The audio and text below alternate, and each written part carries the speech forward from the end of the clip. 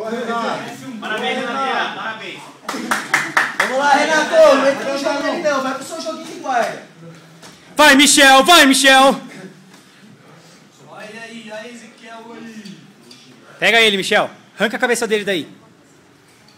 Vai pra costas dele, Renato. Aí, Michel. Boa, Renato. Boa, Renato. Aí, Renato. Boa, sua Boa, presença. Renato. Aí, ô, Renato. Junião. 2 pontos.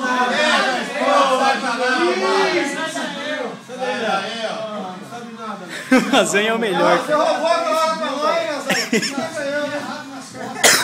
O Lasanha é só você mesmo, viu? Vai, gira agora.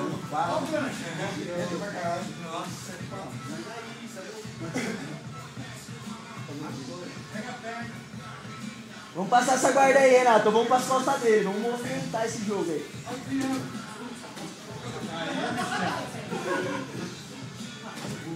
Vamos, Prata. Não desiste não, Michel. Não desiste não. Aí. Vamos, Michel. Vamos, Renato. Aí é seu jogo. Seu jogo, hein, Renato? Seu jogo aí.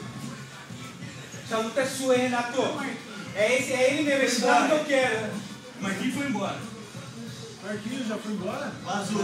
Ô, só porque era aniversário dele. Por que ele foi embora? Por que ele foi embora? Próximo treino vamos lembrar, aniversário dele já.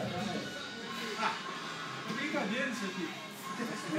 Eu fui desclassificar mesmo. A parede lá, Julião. Cada vez que eu perdesse, se eu fosse embora, eu teria pedido a conta já. Foi? Parede. Falei. Falta pro meio, ó. Falta 1 minuto. 1 minuto, tá 2. Pro Renato. Marquinhos perdeu, saiu a francesa. Ô, louco, não, tá dando bem nada. Tá? Quanto tá esse time todo lá? Essa luta aí. Tá roubando. Hã? Isso é. Ih, Michel, tá? Não vai pro gol. Pode. Vai, tá bom. Vai. Opa, opa.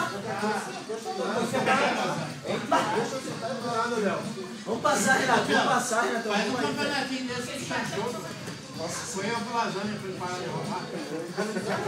Você vai ganhar por uma causa, 5 pontos, Renato. Aí, viu? Tá roubando essa equipe, lasanha. Vai ganhar?